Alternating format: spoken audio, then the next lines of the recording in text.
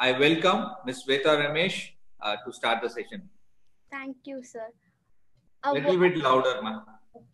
A warm welcome to all the participants of this webinar. I am Shweta Ramesh, student of final year physiotherapy of Wales University. I am here to make a presentation on the topic role of physiotherapist in on-field assessment, injury assessment and the management. Before entering the topic, I would like to say something regarding the relation between sports and physiotherapy. Physiotherapy has a vital role in sports players' life and fitness, starting from physical training till the rehabilitation of an injured person. Now, but in this presentation, I have taken the assessment and the immediate management. Now, moving to the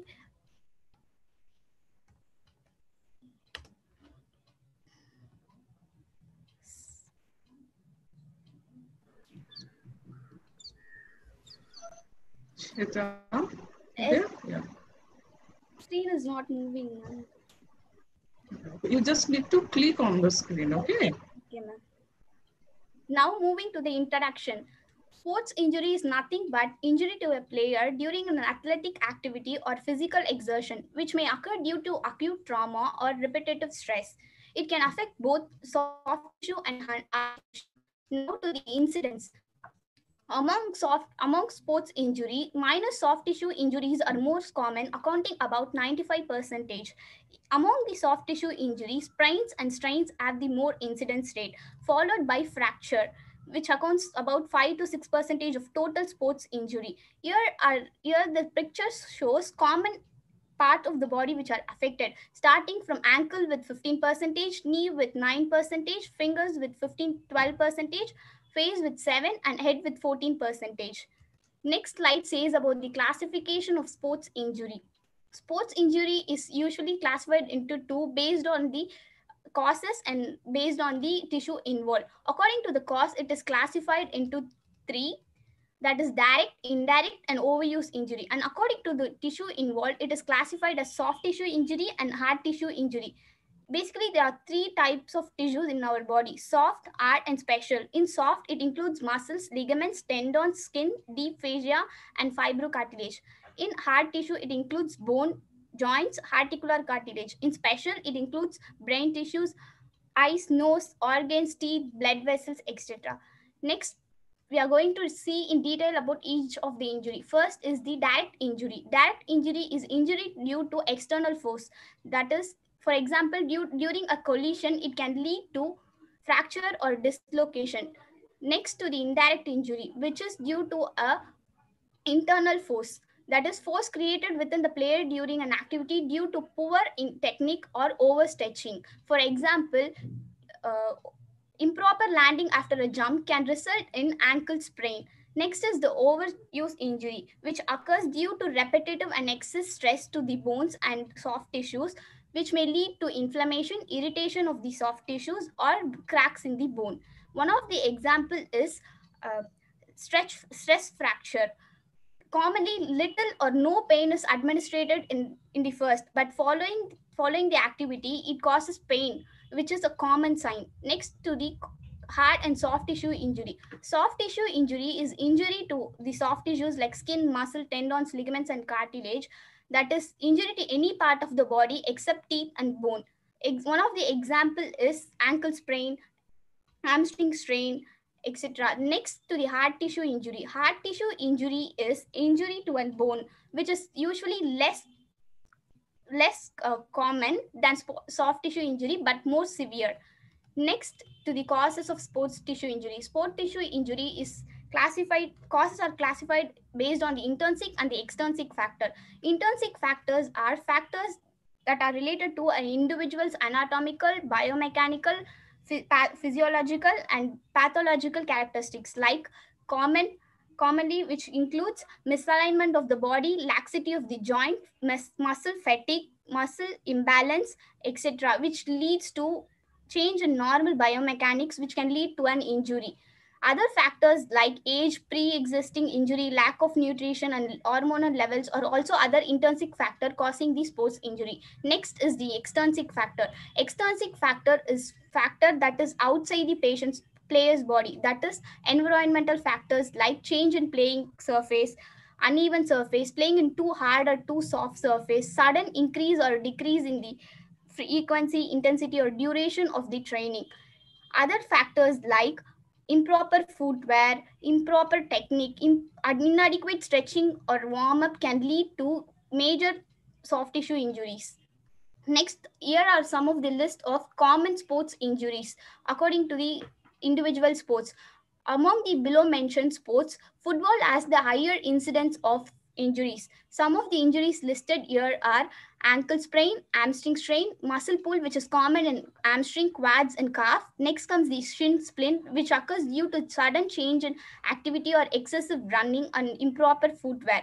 Next comes the jumper knee, which is very common in football players, which is due to overuse injury. Next comes the Achilles tendonitis, which is degeneration of Achilles tendon. Next is the knee ligament injury, turf toe, concussion. Concussion is traumatic brain injury, which is very common in football players, accounting about 75% due to any tackle or strike by the opponent. Next comes the muscle spasm. Muscle spasm is common in football players, accounting about 75% due to any tackle or strike by the opponent. Miss Shweta? Shweta? Shweta, you there? Her audio link seems broken.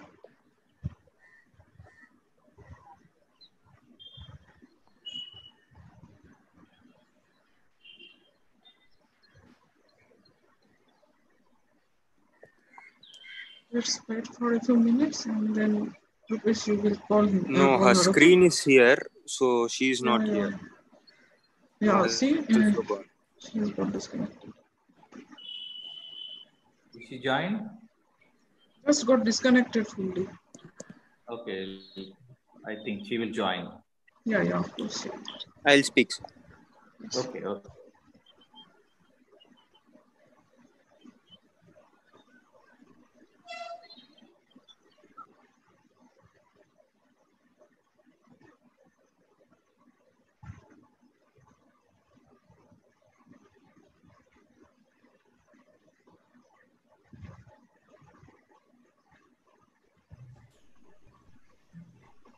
Shweta has joined. Hello, sorry, Yeah. sir. It's okay there. Just you got disconnected network issues, no problem. You just share your screen and continue from the last slide, okay? Okay, ma'am.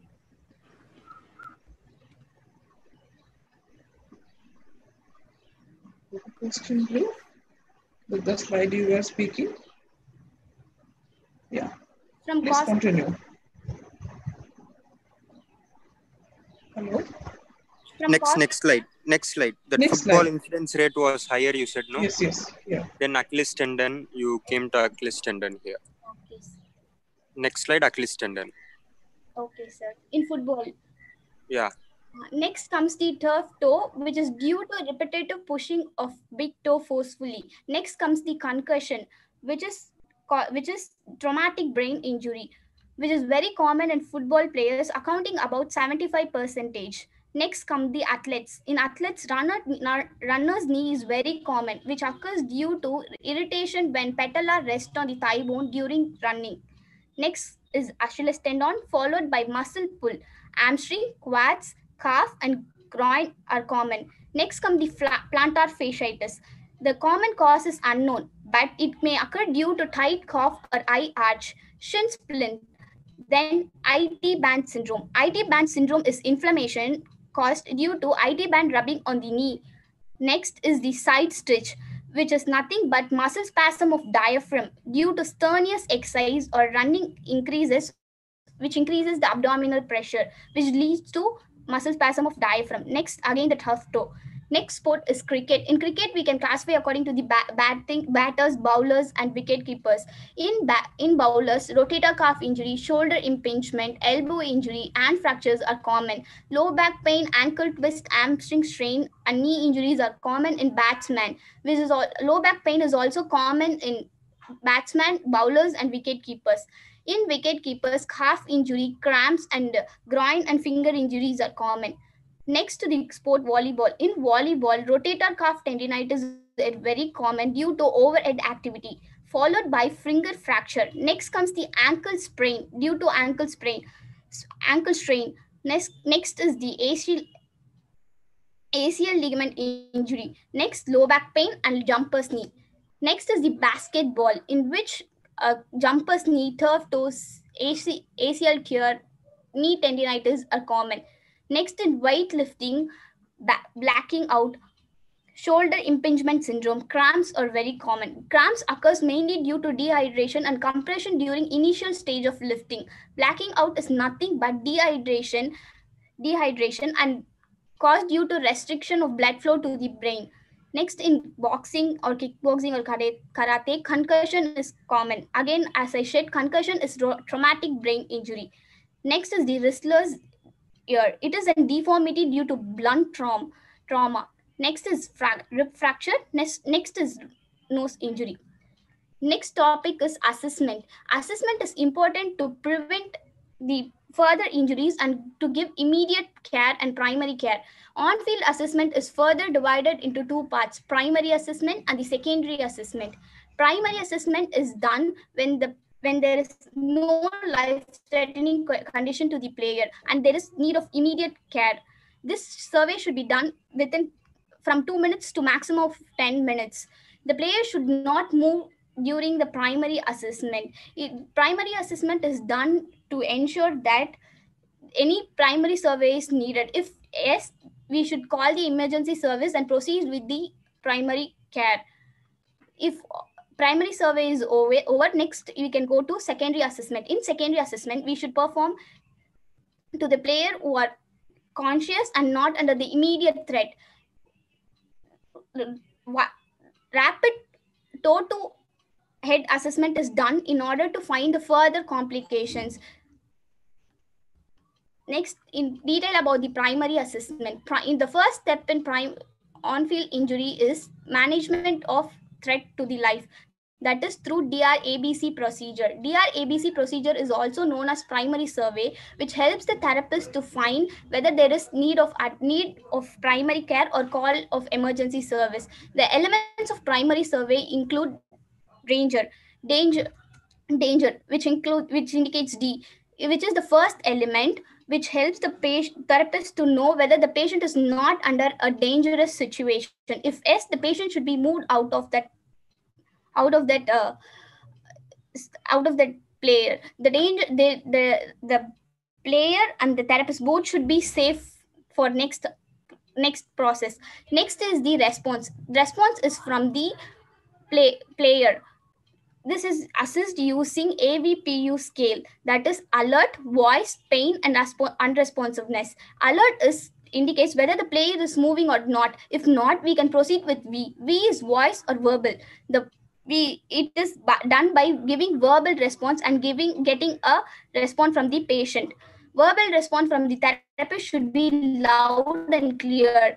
The patient should give response by seeing in the direction in which the voice is heard. Next comes the pain or place. Place your hand on the collarbone and shake carefully for the response with continuing with the speech. The other kind of pain can be stimulated by pinching the earlobe. If again no responsiveness, you can come to the final point, you unresponsive. In this point, we can finalize that the patient is unresponsive. Next in DRABC procedure is airway. Airway is done to determine whether why the player is unresponsive. The airway is blocked either due to falling back of tongue or obstruction due to any foreign objects. Falling back of tongue is very common in sports injury due to unconsciousness.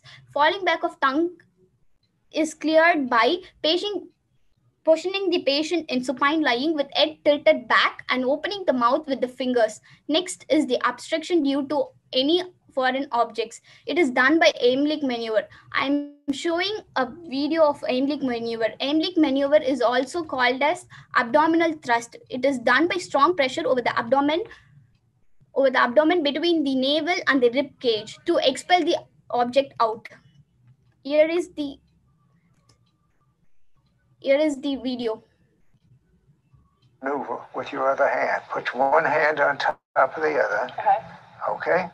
Now, the reason this is good for If you're small and you're doing it on someone big, is you don't have to reach around. You use the weight of your body to push down. Okay, do that.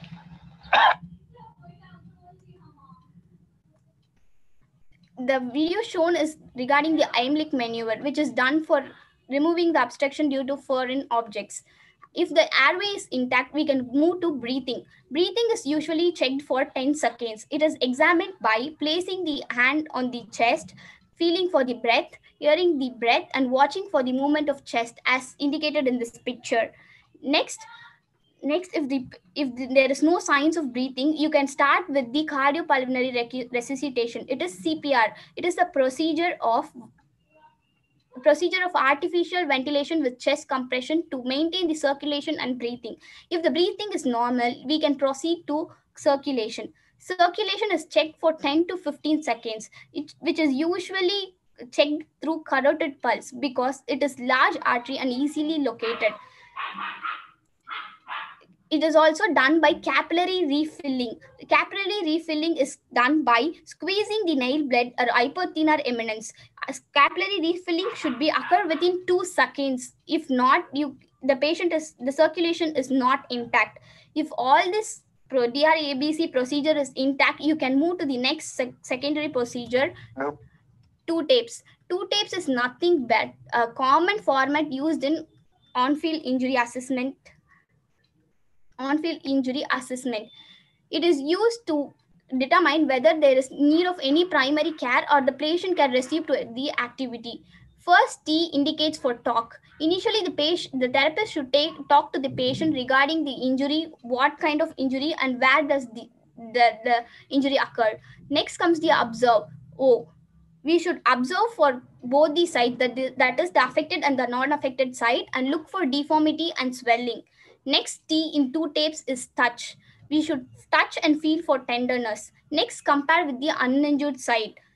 Next, we have to do active movement. That is, the player should perform the active movement without any help till the pain limit. If the patient can do, we can proceed to the next passive movement. In passive movement, we should carefully move. That is, we therapists should carefully move the patient's limb to the full range of motion, only to the point of pain limit. If there is no pain elicited in all these TAP, we can move to the skill test, in which the patient is asked to jump, run, play, and show that the patient is flexible for doing an sport activity. If there is any severe injury identified in this two tapes assessment, the patient should be immediately removed and should be treated. But the above guidelines, that is the DRABC procedure and two taps, is not applied for the spinal cord or head injury. Initially, we should know that stabilization and immobilization for head injury or cervical injury patient is important. This is the picture which depicts in which we have to immobilize the patient first. Next is the assessment for head injury and concussion. Head injury assessment is done when there is evident head injury in on-field injury. It can lead to many major injuries. In assessment is done by neural watch chart. It is nothing but seeing the vital signs in equal interval of time. Neural watch chart should be performed for every 5 to 15 minutes, followed by, if the patient is stable, it should be done for every 15 to 30 minutes. Next comes the assessment of concussion. Concussion, as I said before, it is the traumatic brain injury caused due to blow to the head, which can cause temporary unconsciousness or confusion. It is usually assessed by pocket concussion recognition tool. I have attached the link for this in the reference. Usually concussion is accompanied by fencing response. Fencing response is nothing but a peculiar position in which one arm is flexed and other arm is extended immediately after the blow on the head, and the patient falls on the ground, as the picture shown in the right side. Next is the neural watch chart, the assessment chart.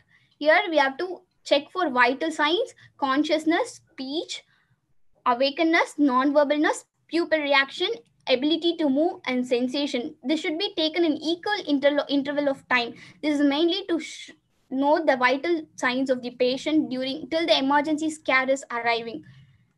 Next comes the assessment of spinal cord injury. Spinal cord injury may be a catastrophic and irreversible neurological consequences, but so it needs an immediate management and assessment. In sports injury, cervical injury is most common following a neck injury, so cervical assessment should be done first.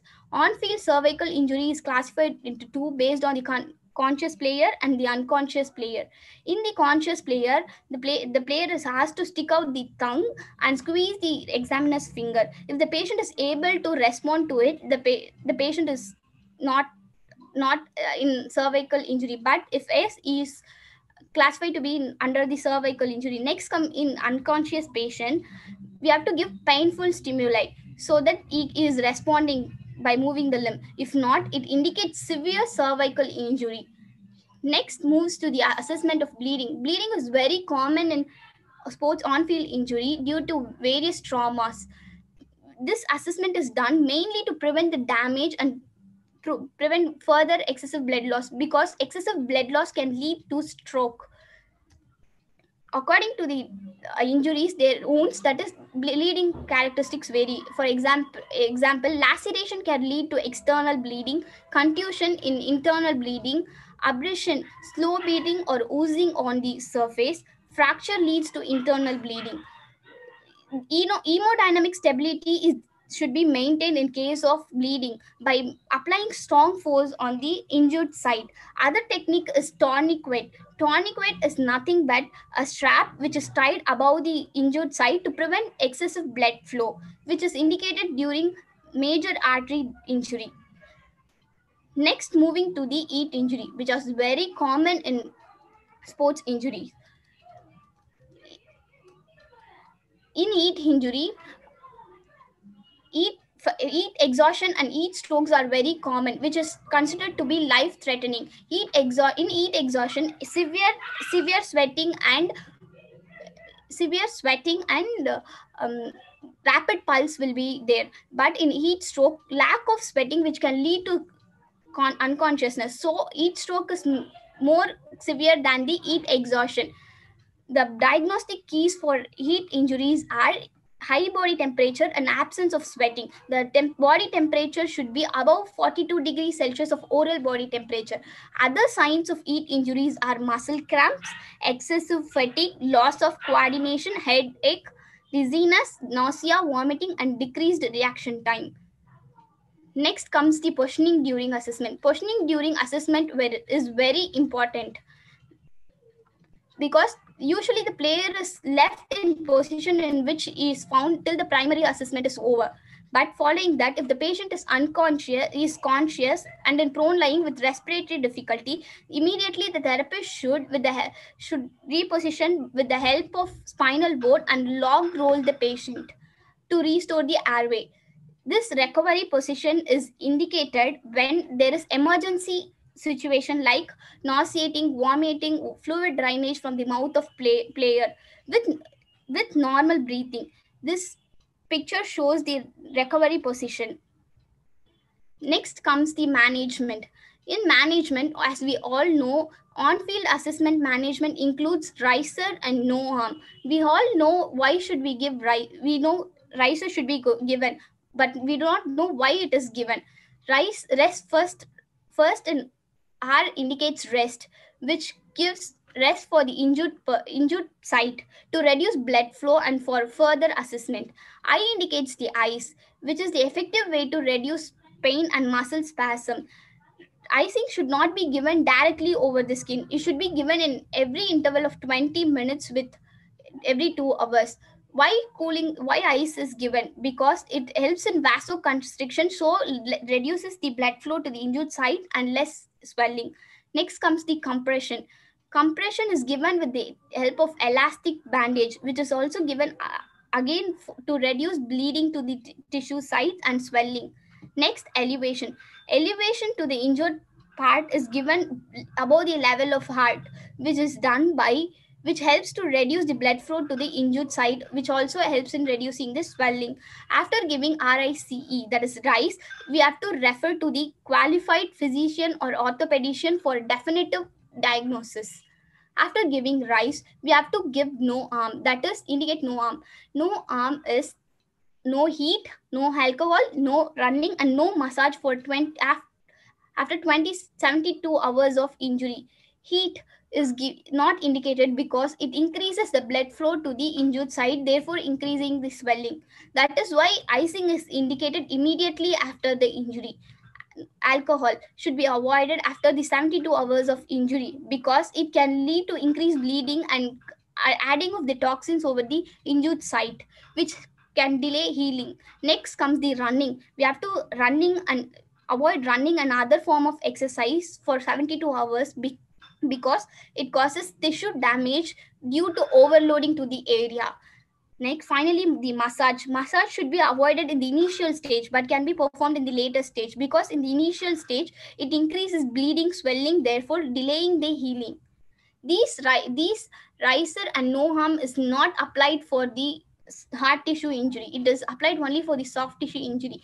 In hard tissue injury, we can first immobilize the patient in a comfortable position and then check for the circulation. Then I apply for the riser regime. Next, for management of skin injury. Skin injuries consist of concussion, abrasion, and laceration. In concussion, applying of icing is enough. But in laceration and abrasion, we have to first clean the part with creams, antiseptic creams, soaps, and water. Then cover with the bandage, apply ice, and keep the limb in an elevated position. Next comes the management of cramps. Cramps occur mainly due to dehydration during the sport activity. So first step is to relax, then stretch the cramp muscle, then apply heat or cold, and we have to advise the player to drink sufficient amount of water to make them stay dehydrated. Next is the preventive steps. Always prevention is better than cure. So here are some of the preventive steps for preventing the on-field injury. Some of the advices I give are to improve the technique, athletic technique, and proper cool down, proper warm up, then increase the activity gradually. That is, you should not increase rapidly. We have to increase gradually. Make the patient keep them hydrated. Intake of nutritional food and giving psychological training. These are the preventive steps. Next, finally going to the references. Here are some references, and I've attached the link for pocket concussion assessment tool also. Finally, I would like to thank all for your patience and time. And I finally thank EXRX team, Dr. Chandramohan sir, Rupesh sir, and Duna Saha ma'am for giving this opportunity for me. It gives all us students to break the circumstance and come out in beautiful colors. Thank you for that. And I would also like to thank my HOD sir, Dr. Sendal Selvam sir, and Aragappan sir, who guided me throughout the selection of topic and giving the contents. Thank you. Thank you, Shweta Ramesh, for a wonderful presentation. I enjoyed your track, DRABC procedure, and toe taps, riser, no harm. It was a really informative session. And I thank Dr. Sendil Selvam from Wales University, the head of the Department of Physiotherapy, for allowing you to present the very good informative topic in EXRX India's for the students by the students webinar series. I thank you very much, and I thank my EXRX team members, India team members, Dr. Rupesh and Professor Duna for supporting for the today's session, and of course every session. And I thank you. Bye bye.